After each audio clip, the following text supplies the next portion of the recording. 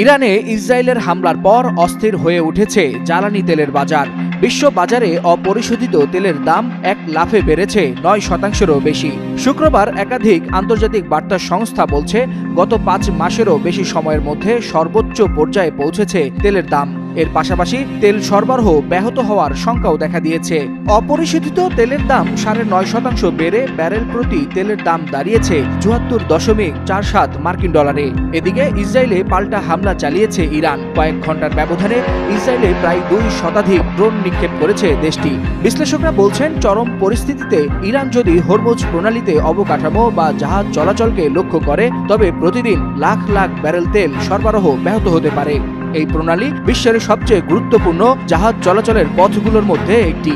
বিশ্বের প্রায় 1/5 তেল এই রুট দিয়েই পরিবহন করা হয়।